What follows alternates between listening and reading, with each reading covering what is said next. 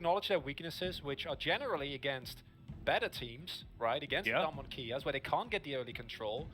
Gen.G are just real scary. And I'm afraid that if Afreeca doesn't find a really good early draft angle here, they're not going to be able to find the early game, and then it's just going to be a quick and painful one for them. Yeah, it's actually going to be interesting having a look at this draft, because often we do, you know, weigh scaling drafts in a certain way, and we weigh early game drafts in a certain way. In this game, I feel like the team that gets the better early draft is going to be a lot better off. Yeah. And so we're going to have to skew our ideas a little bit going into this one based on that. Already, we see the set ban. Actually, I think this is fantastic. This is what sets Fly and B2D apart, in my opinion. I think B2D is certainly stuck to his guns when it comes to control mages in the mid lane, whereas Fly looks so much better when he gets the set, when he gets these tanks, these initiators, and it really has been a joy to watch him sort of mix up the mid lane. Just put it back on Cyan. Yeah, heck yeah. That will make me happy. And I think the Seraphine ban on blue side here is one of the most interesting things. This is something that I said in the last Gen.G game as well.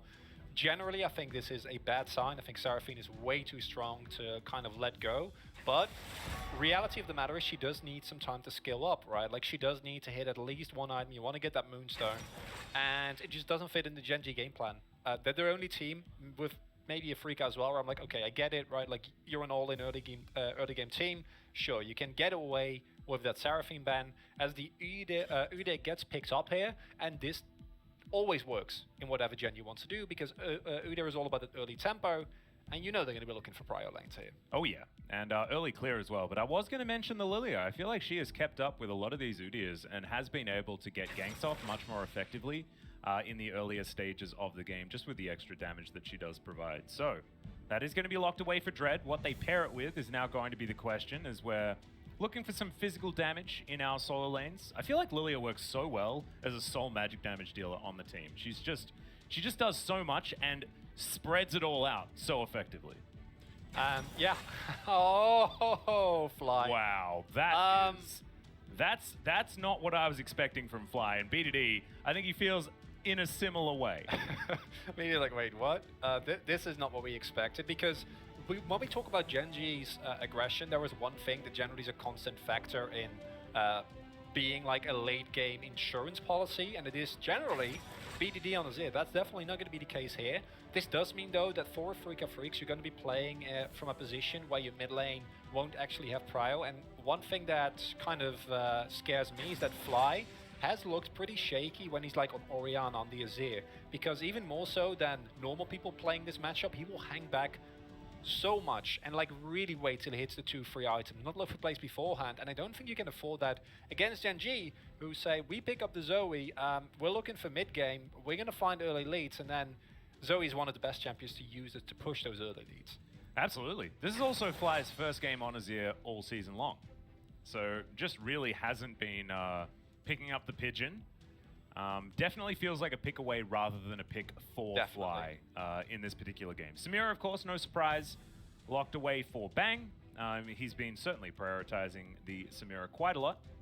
Now will be his 10th game on the champion, evens him out with his Kai statistics.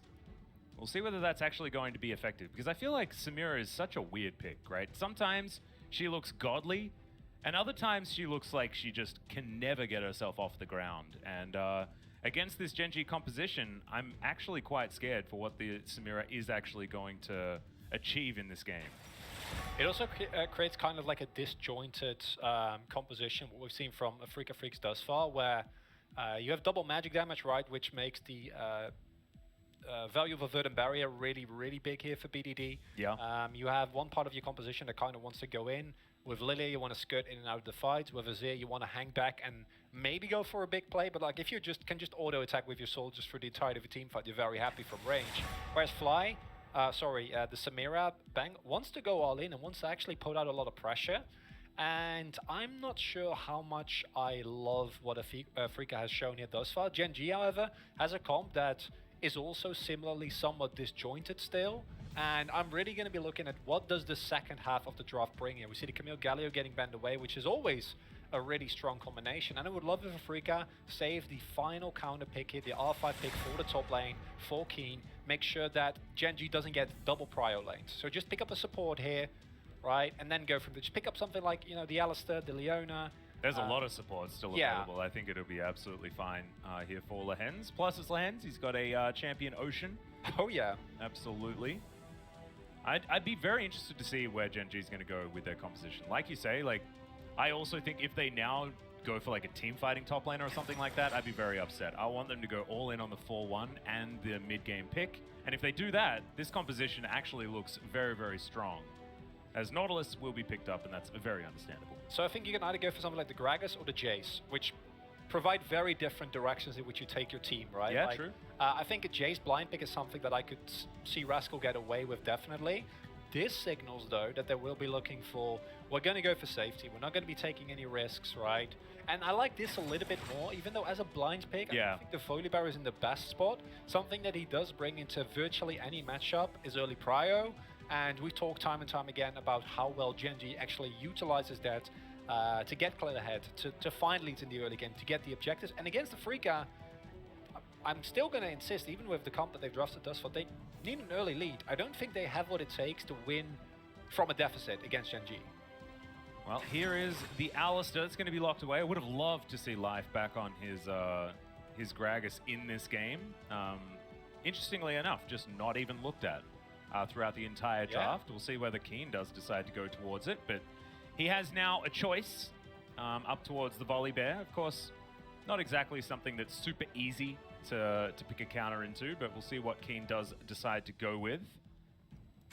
And it will be the Jace, like you were talking about. Not for Rascal on in this particular case, but Keen is going to be rocking with it this time around. So, like you were talking about, trying to get that early prio, and you mentioned how difficult it is to grab it against Volibear. Why not pick Jace? Jace's pretty good at it too. And that kind of offsets the pressure. I'm not entirely sure how this matchup goes. Like, I'd imagine that Keen definitely will have control in the early lane, but simultaneously, Volibear reaches a point post 6 very easily where he's like critical mass between like being very tanky, being able to shove very easily with his passive, and then also be perfect for setting up dives together with Clid. Or a BDD roam, or maybe rulers in the area if you're playing around a Rift Herald. So I do feel that Keen is going to have to either rely on assistance or really stomp the early game here. And if you don't get that, the Afreeca team comp, it doesn't look as tight and as early game focused as I would have liked to see. No, it certainly does feel like there is some scaling aspects. Of course, Fly, not necessarily someone that likes to tango in the early stage of the game, so putting him on a scaling mage-type champion does make a lot of sense. Certainly is where he's the most comfortable as well, as something has disappeared in the back of our screen, as we can see, so I hope everything is fine. If we get word on any issues or anything like that, we will let you know. But it looks like we're getting there. It's just a bit of confusion going on. As don't worry, guys. I think we're pretty close to getting into the game, as you can see. I think we could see a little peek there. Yeah. Like we like to give you guys sneak previews of how the game's going to look, and as it turns out, we're going to be playing this game on Summoner's Rift. Howling Abyss is out for this one. Twisted Treeline, we're not going there. Crystal Scar, no, not happening. We're Summoner's Rifting for this game. It has been confirmed. Was it the Crystal Scar? Was that? It was, yeah. Oh my! I can't believe I remembered that. That's ridiculous. Remember Twisted Treeline? I love Twisted Treeline. Thin Wheel. The OG, before that weird spider came onto the map and stuff like that. Oh, big fan. Anyway, here we go. On to Summoner's Rift, as it were, for game number 1 between Gen.G and Afreeca. Gen.G, I think, have won the early to mid-game battle when it comes to the draft, but Afreeca still do have some prio that they can pull out in some of these lanes, and remember, our eyes should be glued to this Udyr versus Lilia matchup in the jungle. Okay, I don't know what happened, but Afreeca have 3 wards, and this was something I was about to say. I think that Bang and Lehens are like one of the easy pressure points where you can actually get a lot of damage done in the early game. It's really hard to get control of the wave with level 1 Alistair. And if Bang and Lehens can then find an early bounce, maybe get the wave in a good position, the setup and the damage is definitely there to assist a Dread kind of, or a play around Dread. But he will be pathing from bottom to top, which does make Keen's life a lot easier because then he doesn't need to be as afraid, right? He can just freely push knowing that his jungler has his back. Yep. And they'll have vision on exactly where Clid is as well, as he's going to be starting off red. And then they have that cheeky little ward on the blue buff as well that should be able to catch him when he makes his way around there. So no funny business in the early game. And it means that Dread has a lot more space to work with. As we have a look at some of the keystones, nothing really standing out as far as any surprises. It will be once again Comet on the Azir. You know, no funny business here. We saw the fleet footwork carry Nautilus yesterday. Yeah, none of that here. Interesting here is that Clit has opted to skip his Crux camp and instead has pathed top earlier, which might lead for a really nice gank timing if you're not being tracked, right? Like, I feel like right now, Afreeca still know what has happened. I'm not sure if the ward at the blue timed out before Clit showed up, because otherwise there might still be a window where he can get something done. What he's basically doing here is he's giving up some of his full clip power to get early tempo, be at the crab a little bit earlier than Dread, and Dread obviously in a straight up 1v1 can't really contest you there. Maybe look for something on top and Keen as well. Instead, he's going to go back. Ooh, beat it in. A bit of trouble. Misses the cannon, misses that caster creep. Doesn't die. But this is definitely great for Fly, who has certainly started to assert dominance early. As Rascal going to pick up a bit of a shield, but otherwise not too much more there as Dread comes through. And he will find himself a crab. It looks like we are going to see Clid run straight towards the southern one. And going to be giving up here on the top side, as that's a decent paddle star to land onto Fly after the bubble. And Biddy is going to answer back for Fly. Now with his teleport available, he should be absolutely fine. And that's actually a really good trade for Fly, right? Because you've already teleported back. Like, any health trade that you get with BDD is irrelevant for you, because you can go back and look at that! This is not good for Rascal as Keen picks up first blood under the turret. Literally right next to the turret. What? That is actually insane. I was saying earlier, you know, Keen, he's got to be looking for like a big early lead here, but not only does he find a big CS lead, shove in the wave super aggressively and basically have control since level 1, which is kind of expected, he then also hits the empowered shock blast and actually finds a solo kill. And a Jace getting fed this early can really throw your entire lane into disarray. Oh man, that was just baited him so beautifully with his own minions that he wanted to clear out. And the Volibear is going to make it back to lane, does have himself the cloth armor, and things are going to get better for the Volibear theoretically, but maybe not so much after that first blood goes down.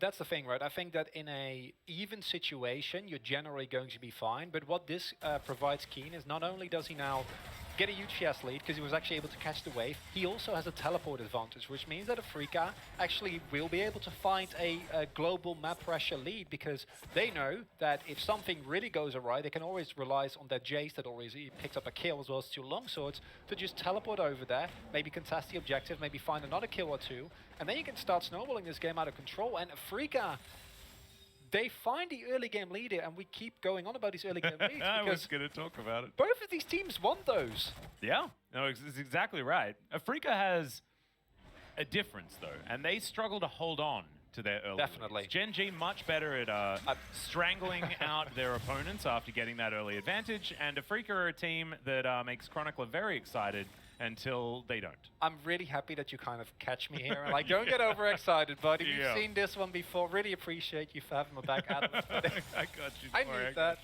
I need that. They do know that Dread is here. He was spotted on a ward. Oh, speaking of spotted on a ward, Clid going to do the same thing here as the bowling ball will connect. Dread only level 5, so no one's sleepy just yet. As Rascal gets himself a shield, but he'll just be eradicated. Dread spins around, grabs the kill. We got some bear slaps, but these are sad ones. And like you say, level 6 gained. Sleep unnecessary, although Dread did press the button out of celebration, and now it's 3-0 in this early game. Look at that wave! Rascal's so sad. Oh my. So, Gen.G, they know that Dread is there. They know that this is a situation where Kina stacks a huge wave, so you're going to be fighting a kind of an awkward position no matter what. And if you don't fight the immediate blow up there on Dread, which I don't think you can get without Rascal's ultimate, you just give it up. They flip it on top side, and now you're in a position where Afreeca Freecs are up 2k gold lead in the early game, and if this gold lead is on someone like Lahans, right, like you're like, whatever, but it's on Keen. Yeah. And Keen is the man that's been carrying this team. He does the most damage, he has the most, damage per the gold that he's actually given. Bang actually gets the most gold on Afreeca, but Keen still does the most damage, and we're going to see a demonstration of it right now. And I can only imagine that at this point you kind of think, as Gen.G like, okay, well, we got to go through with this anyway, because otherwise we die no matter what. But I don't know, at the moment they spot Dread there on the top side, they just don't just say like, okay, peel back, we've been spotted, right? Like the word spotted cleared, they could have just ran out there and they probably would have been fine. That huge wave doesn't crash into the turret. Keen doesn't just get 2 kills, but also like the amount of creeps that have been lost by Rascal here are actually like, this is a really big problem. Because I talked about a point where as volley bear, right, you reach that critical mass of like your base damage is already high, but also you're a really tanky bear and you can kind of take down turrets. That's not happening now. Like you need help, or you're in for a very, very unpleasant laning phase. You know when that spike comes in? Next game. I think I'd say so. That ship is almost well and truly sailed. In this case, it was the perfect return. Like I say return gank. It wasn't really a return gank because the first was a solo kill against the god of solo kills in the top lane. But that second death really was one of the nails in the coffin here, as Bubble's going to fly through, misses Dread, as Clid looking to try and grab this blue buff here for B2D. Flies making his way over, Control Ward spots him out, but Keen, of course, has the inside track and just steals away the blue buff. My god, this guy had some real amazing breakfast this morning and has really come to play. And it's a top side again as we hit the hook. Okay, Lehens maybe in a little bit of trouble after that. Titan's Wrath doing a fair bit of work there as he goes down to 200 and goes Bang though. Gets himself the S-rank, fantastic headbutt from Life to immediately interrupt as now Bang's taking a lot of damage. Ruler still at full health, but everybody else getting a battering. Oh dear, that bowling ball needed to be avoided, does so, as now B2D trying to get out of there. There's the Emperor's Divide, back onto Clid as Shot Blast comes down as well. Everyone's sleepy, but the sleep on the side of Afreeca is way more powerful, and they'll transition into a Herald. It looks like Afreeca are not letting go. I don't know why Gen.G keeps trying to make plays anywhere near Keen. Keen is an absolute monster at this point in time, right? Like, he's super fed. You've just lost your blue buff. I don't think there's any way in which you can really contest this objective. Did he? No. Okay, he didn't get it. I was like, that would have been really cute from BDD. And BDD just like, he's there, but he's not really in a position where he can do a lot. I don't think he should keep trying to fight with Dread because we've seen what happens. And Rascal, I mean, he wants to get the shield. That's why he moved forward, but it looked a little bit dicey. As Keen can definitely dive this.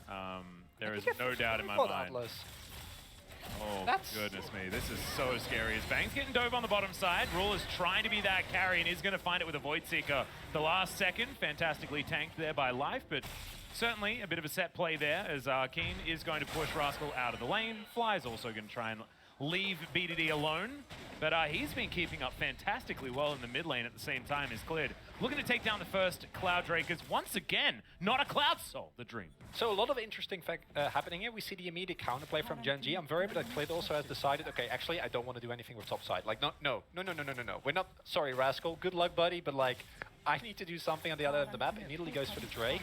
And Bruiser and Life make great use of the attention that Dread has put on top side.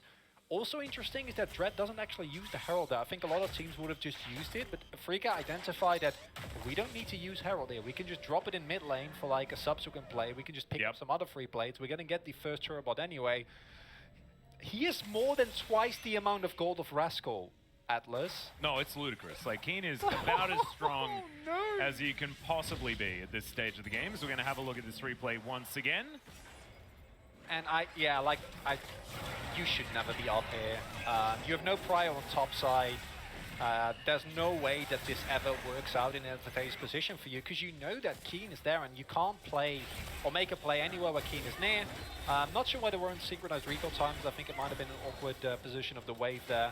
And happy to see that at least Ruler and Life are like, okay guys, like, I don't know what's happening on top side, but we need to make something happen. We are absolutely trying to do that as Life is being sandwiched here a little bit. There's the flash, 3-man pulverizes teleport, comes through from BDD. The cow goes down very early as Keen was the focus, but he gets himself out of there. Fly is going to tidy up the damage as the Wrecker ultimate out from the volley bear does escape the Emperor's Divide, and he makes it underneath the turret as Ruler turns up maybe a little bit too late. And this is a play that normally Gen.G is in position where this works out, right? Like, you see how deep Life goes, but there's no actual follow-up. The Herald's already taken a couple of plays. There's going to be a second play, 5-play turret going down here for Afreeca. I think that even with Bulwark, they can get through this. Yep. And this gold lane is starting to get to the point where yes, we give Afreeca, I think, justified criticism for their mid-game transitions, but at a certain point you have so much gold that like you can kind of disregard those kind of rules. And Gen.G keep handshaking. They do. In fact, they went for that play. That was a teleport from Rascal to say, like, let's do this. Fly found a decent pulverize, but when it's in amongst 4 people and there's none of your teammates around, it ain't going to work. Like you say, like, this is just out of time, right? It's not well synced. BDD isn't actually there from the start of the play. And even in the best kind of situation, this is a 4v4. This is not a position where you're like, you have a man advantage. Afreeca actually have 4 people there, and sure, Bang can join the fight, but Ruler has to manually walk up to like 50, 60% of the river before he can even get close to a killer instinct, so he won't be there either. And you don't 4 versus 4 against a team that has this big a lead early. That being said, Ruler does have a gigantic gold advantage here towards the bottom side. He's about 1,000 gold in the lead. And when the map is going this horribly wrong, that's pretty impressive. And the thing that it does also allude to is the fact that Keen is further ahead than the gold lead that Afreeca have would suggest as well. He still has double the gold lead. Yeah, that's 3.4k. Like, he still does. And that's like, the further you get into the game, the less acceptable that becomes, right? Yeah, right. Like, that's kind of I mean, it's already pretty unacceptable, let's be real. Well, yeah, but oh, God. Everything is just going right. Oh, the emote as well. But I'm really happy that you mentioned Ruler there, because let's not forget, I think that Gen.G, at least compared to Afreeca, is a team that still plays better from a disadvantageous position. I don't think they don't want Kia, where you always, no matter what the game state is, feel like they're one fight away from winning the game. Yeah. Something that I think Wolf also aptly pointed out is like something similar that old SKT used to have, where you're like, well, they're 5k gold down, but you know, but maybe they'll find a way, and then generally they do. Gen.G, not necessarily that team, but Ruler being fat kind of provides them with a singular avenue in which they can still make this game work. The problem is that with how fed Keen and Dread are, is that if Keen finds a single empowered shock blast on anyone on Gen.G, that's it. Like, that's your approach gone. Like, you can't walk up anymore. And then it's good that Ruler is fed, but if he can't even get into a position to get something done, you're looking at like these super big, you know, like Life finds a 4-man knock-up and then Ruler dives in, and that BDD also like finds a pedal star simultaneously, and like it all comes together gloriously, because otherwise playing this comp from behind from Gen.G's point of view is not great. Oh, absolutely not, especially now with the lack of map control, as they're looking to try and take down Keen. Clid gonna get here, possibly a little bit late, as Rascal's ulti doesn't really find the mark. Now we do have the bear flying through as the shock blast misses. BDD tries to find some paddle stars through it all, but there's the bubble. Perfectly done, as everyone had to avoid almost every one of those shock blasts. And that's a really big kill, because the shutdown on the most fat member of Afreeca Freecs goes to BDD. And BDD previously in this game, he was able to keep up in farm, but he hadn't actually made his mark in the game, was 0-0-0. And this type of gold is exactly what you need, because I was talking about the poke that Keen provides. If BDD can like pick up a kill or 2 extra and be in a position where one of his bubbles or one of his battle stars also means an immediate exit and a forced recall, as well, we haven't discussed this yet, but I really appreciate you giving us more fun and interactive. So you're welcome. You're welcome. Yeah. I was, you know, watching the show yesterday. I did appreciate the fact that Valdez and Wolf were giving me some credit for the fact that I did alleviate You did. The LCK of some of their Cloud Drakes. I just felt like we'd had enough. Maybe the meme had ran its course. So I'm now going to bequeath everyone with whichever other souls they would like. This game, we'll grab an Ocean, which certainly could help if Gen.G can stack a few of those up. But Afreeca should be able to get themselves into a position where they can utilize all of the extra regen. And this is a fairly straight up 3v1. I think if Keen hits, like, maybe if he hits a 2-shot blast, he could possibly like find the kill, but even that's like pretty unlikely. You do see still how fat he is, right? Because Rascal's supposed to be tanky. I mean, if you hit Rascal with 2 of those shock blasts, it goes 1 for 1, right? But I think that if you hit the first one, then Rascal wouldn't move up, right? So then Rascal will just peace out and like let Clid and BDD do the work. Life just gonna walk away. They get the ulti out, and he is going to escape. And this is a little bit of the problem that you run into with Afreeca Freecs comp. We don't necessarily have the greatest 5v5 as Ruler. Oh boy. Yeah, this is certainly some danger. Oh, wave. Yeah, Bang's gonna try and get there as Clid comes on over. Life, remember, no ulti available. Clid out of the fight now as there's the exhaust. Killer Instinct, mostly for defense, but now BDD is teleported to this outer turret. Depth charge comes down as now Dread trying to get out of there. Emperor's Divide onto only Rascal, who manages to ulti at the very end, gets himself out. So now they're all in the Thunderdome with BDD as the dredge line. That anchor just needed one extra link in it, as now Bang dives on forward. BDD goes golden though as the wave finally turns back up, and somehow Gen.G get their 80 carry out and everyone stays alive.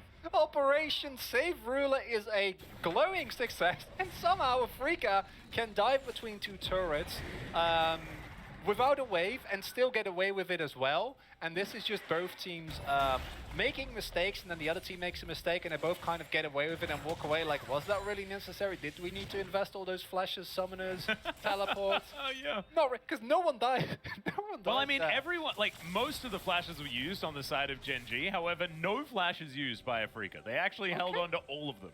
Never mind. Somehow. I mean, that's still not, like, I still don't feel like this is the way that you, like, that teleport, trying to force it that much is something like, this can cost you the game, right? Like, they get away with it now because, again, Gen.G is really far behind, and you are in a position where you can't actually get that much done, but the position where you're in right now as Afreeca is just really, really hard. You can't really path up easily. There's a Zoe that can do what Zoe loves to do, which is just free to hit away at you, and you can't kite back either. You can't hard engage because of the turret. So this is the type of play where as Afreeca, you're like, you should count yourself very lucky that you got away yeah. with no sacrifices there. And this is also, again, Afreeca. Yes, you're already far ahead, but if you start doing stuff like that and you give like the shutdown on Dread over to Ruler or BDD, this game can still be flipped. Like, you do need to be respectful. Yeah, I mean, I want to go back to what you were talking about, because you're saying that Afreeca were very lucky there. Like, if you say dive into an ice pool and you're well aware that it's extraordinarily cold, yeah, and you don't get pneumonia, does that make you lucky? Or just a bit dumb for diving into the ice pool in the first place? That's a really good question. I wouldn't know. I do know. I'm gonna go with the second option. No, but that's, you know, there's like this. This is okay, maybe the ice pool thing was bad, because there are a lot of people that do think that it's very valuable to go into very cold water. Well, I was about to say there's like a very famous Dutch. I don't know what the word would be. I've actually seen him interviewed. Yeah, Wim Hof. Yeah, and his thing is that like he can just be in an ice bath for hours, and people are like, "What? How? I don't. What? That shouldn't be possible." So I guess in that case, if you're that guy, you're not lucky. I think generally it is definitely like luck and not smart. Yeah. And in this case, oh, that's what I was talking about. You know, one of those hit another one, and Ruler is a very unhappy Kai'Sa. Yeah, I could have done with a better analogy there, but I'm glad that we got to talk about ice water for a little while. Okay. Got a very small mid lane here as the inhibitor turret has been taken down rather low. Still a 6,000 gold lead for Afreeca, but I feel like the grip, the stranglehold, isn't quite as tight as it could be here for the Afreeca Freecs. So I'm not 100% sold yet, but maybe that's just because I've been burned a few too many times in the past. I think same goes for me. That's similar to how I feel. I'm also sure that's how a lot of the Afreeca Freecs fans feel.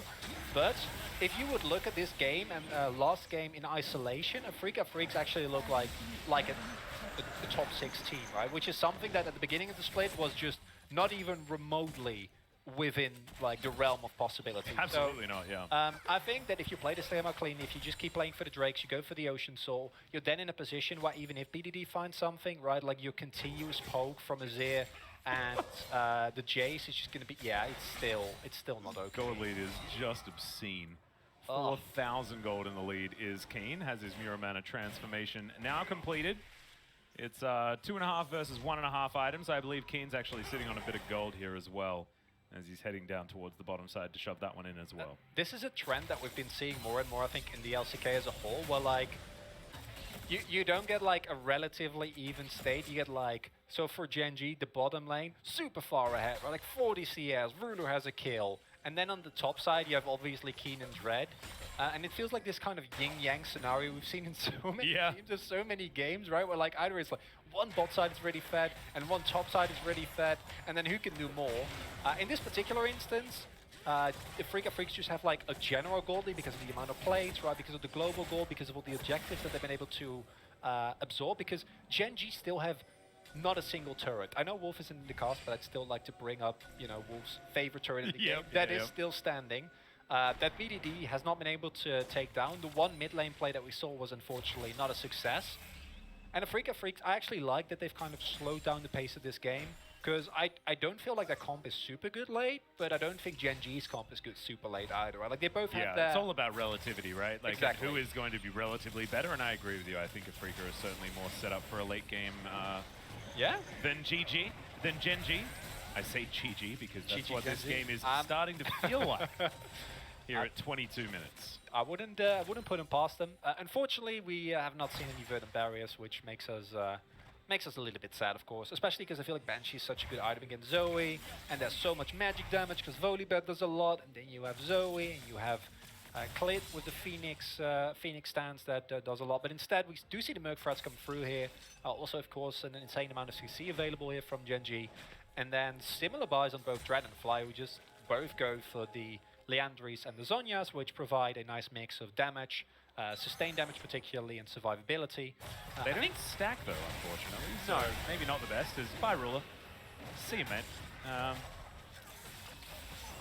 Blink and you'll miss it. Do you have a pen for me? I need to write down a POG vote. I don't know if we can I'm not going to do that. I don't want to curse Afreeca Freecs, but I got to say, this is a great first game here, and I think Gen.G, as much as any of us, are kind of surprised by what Afreeca is showing here, Atlas. Yeah, I actually think that, you know, Dread played out the early game very, very effectively. I think that this has to go to Keen as just an utterly dominant performance against one of our better top laners in the league. The game isn't over yet, but it's starting to circle the drain absolutely. Here for Gen.G, who are going to really have to go back to the drawing board after this one and ask themselves what happened. So the way back in for this game for Gen.G is that they still have a relatively long amount of time ahead of them, right? Because Afreeca Freecs don't really hit critical mass unless they can find a Baron, which I think is risky because of the amount of poke and potential dive all-in power that Gen.G still have, even into a composition that can kind of alleviate it with like a well-placed Azir ultimate. Because Afreeca is only at 2 Drakes, right? That early Cloud Drake that Gen.G actually picked up actually does give them a lot more time. And you're not looking at your comp to scale as... he didn't even seem common, man. Like, that was just... Bye-bye. Oh, he flashes as well. That's the most painful one, where like you know you shouldn't flash, but you can't help yourself. No, that is a panic flash, and I do not blame Ruler in the slightest. Look at the damage dealt. Well, he already, by the way, guys, did the most damage on Afreeca, and yeah, I feel like he's just padding that stat just a little bit. I think Keen has done as much damage as Rascal, Clit, and BDD put together. Maybe all of Gen.G. Possibly, yes. At this stage. Okay, 16K is pretty large, when I think like the most Gen.G had done is like 5K. As I was saying, I think that as Gen.G, what you're looking for is not necessarily for your comp to scale or like for you to hit a certain item break point, but for Afreeca to make a mistake. And I think that is still a very valid loss condition or lose condition here for Afreeca Freecs. We saw Keen earlier, right? Like getting caught in the side lane. Maybe they do get a little bit greedy, right? Maybe they think, I'm this fat, or like, I can alleviate the pressure, we can make this work. And then one of them gets picked off, and if you're like 35 minutes into the game, one pickup just means complete loss of tempo.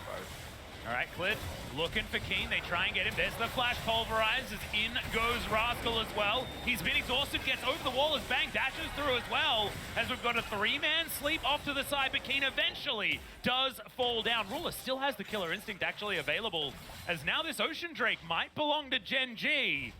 And perhaps I pronounced it a little too early.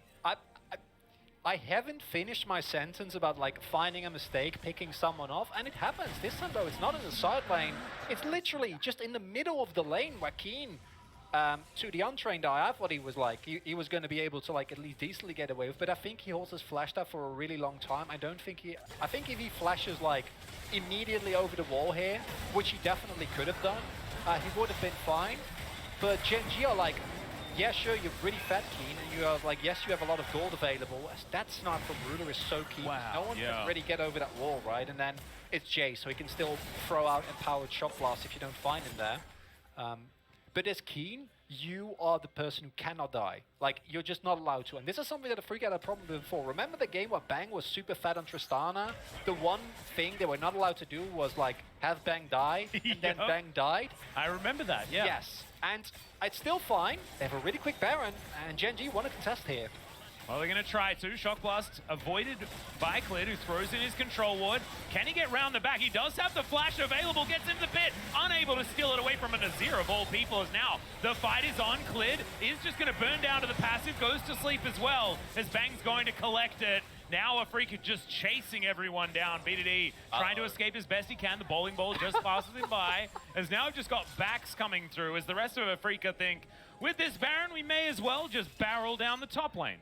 And justifiably so. I think they can get a lot of pressure done. It should definitely be able to get a topside inhibitor. The fact that they don't back here does mean that their pushing power is not as strong as it would otherwise be, but it didn't invest that much in that fight. It was just Dread's ultimate that was used to secure it. And this is the payoff for Afreeca's lead, right? Like, this is why they can get away with Keen getting picked off, is because the early game was so clean. And also, Dread is massive as well. I mean, we're talking about Keen being a giant, but Dread is also just a carry in unto himself, as that inhibitor, like you were talking about, is going to be taken down before Afreeca have even gone for any reset. As Lahan's looking to get himself out, in goes Clid once again. This feels like desperation from Gen.G, and they do decide to pull away. You're definitely in a desperate position here as Gen.G, so I can't fault them for it. And I'm happy that you pointed out Dread, because as you said, yes, Keen has been really big, but Dread to me has had one of the most impressive growths over the split out of anyone. Because I remember 100%, the first time this split, he popped off on Olaf, right? It was 11.2 Olaf, and you can kind of see that game and be like, okay, so he's just a really good Olaf, right? He just gets really fed, but he has been super good on any champion. Together with Keen, he has controlled this early game, and it gets you to a point like this where obviously flipping it at Baron at this point in time, not the greatest situation, but if you're this far ahead, any engage you can find generally will be a good one, unless you're like really overextended. Just because you have so much effective stats, so much gold available, they have been able to pick up the topside inhibitor, and I would not be surprised if we see the mid or bot lane fall as well. And then, as a Afreeca, you're in a position where you can pick up the next Drake, keep on pushing, keep on poking, and skill towards the soul. Yeah, well, the soul is going to be a little bit further away, as that was the reward after Gen.G did find that one pick in the mid lane. They're still in it, guys, and there is an inhibitor back up in the mid lane. I mean, it's not over, but the fat lady is like, she's warming up. She's just backstage. She's getting ready. It certainly feels like a drain circling situation, but once again, we need to remind you guys that this is the Afreeca Freecs. They have certainly struggled to close these things out, as we have got to a 4.7k gold lead for Keen by himself. I talk about 4.7k gold leads for teams being, you know, quite large. Oh yeah. At the 20-odd minute mark. They are. This is one player, which is just completely insane. 9,000 gold to lead actually for Afreeca right now as they look to push down this last remaining inhibitor turret. You've got Fly splitting in the mid lane, and is at least able to funnel these minions over towards Ruler, who's taken a bit of poke already. Oh man, it is so difficult for Gen.G to batten down the hatches right now, as that's some Shock Blast value, if ever I've seen it. Feels like Gen.G perpetually sitting at half health. And I'm really happy with the adaptation here from Afreeca Freecs. Instead of putting Keen in the sideline like it did earlier, Keen is with the collective, right? Like he has the backup of his team. And Fly is so much more built in survivability with the Shurima shuffle, with his ultimate available, right, to put distance between him and his opponents. And he's still at a point where he's finished his free items. It's actually really hard to duel him unless you're BDD and like you hit a bubble there. So I'm happy that that didn't happen, because that could have made it a really awkward situation. The Mike gets tagged. Ooh, I was expecting some sort of killer instinct, but no. Shifting Sands gets Fly out of there, and Afreeca will rotate back towards mid. And I feel like this is an example of Gen.G falling into the Udyr trap once again. I mean, I find it really, really difficult to quantify the value of Udyr. It's so hard, because he can do some relevant early game damage with the Phoenix stance, which does, you know, even though it has been nerfed a little bit, still does a fair bit of work. But I feel like once you fall behind, the ways back into a game are just so few and far between. So that is something that I'm glad you pointed towards that. The thing with Ude is, interestingly enough, I think he's kind of similar to Nidalee in which sounds weird, but when you think about it, what Ude does best and why he's so popular right now is he shouldn't lose early game, right? But then if you get two incredibly rough skirmishes on the top sides, and also Reskull gets solo killed, so you kind of feel the need to go and stem the bleeding, and then you get baited into a play yourself. Yeah. When you're behind, all the advantages of Ude kind of become null, right? Like you don't get to actually run around, tank a ton of damage, and still get into fights. You don't get to start invading your opponents, because you can slap them in a 1v1, and you can like find the early objectives, right? Like all those things kind of become irrelevant, and then you're basically just a tank that can't actually tank and just doesn't do that much. And it's one of the reasons why I think we've been like kind of cautious of calling the Ude. Like teams obviously regard him as really strong. When he does well, he does exceptional, but you need to actually play around him well. And Gen.G here, I feel like they overestimated their early game power between the Ude and the Volibear. And if you do that once against a comp that can push leads like this, it's not good. No. And now you do nothing, and that's not a great feeling. Well, Ruler is almost at a Flame Horizon, which is pretty impressive, being on the losing team and still being able to find so much farm. As Gen.G actually want to fight here as Keen almost just executes cleared. Life dives in, but the Unbreakable Will not looking like quite enough here as Rascal. That was an unfortunate teleport played well from Bang. Does basically nothing, but that's the Sleepy Bear. And he gets a bit of a heal, but doesn't quite make it out. Ruler's going to get tagged as well, as now it's Bang's time to shine. Yes, I'll give you an S for that one, my friend, as this is the end of the game, and Afreeca will claim game one. And I could have seen a scenario in which Gen.G, you know, they find some difficulty, maybe they are not able to get it going from the beginning, but to see Afreeca keep up the form they've had against these weaker teams, against a team like Gen.G, whose strongest point is in the early game, that's insane. Yeah, it's extraordinarily impressive in Afreeca. What I want to go back to is the fact that we were apprehensive with Afreeca getting that early lead, then being able to transition. Well, I'm just that little bit less apprehensive now, because that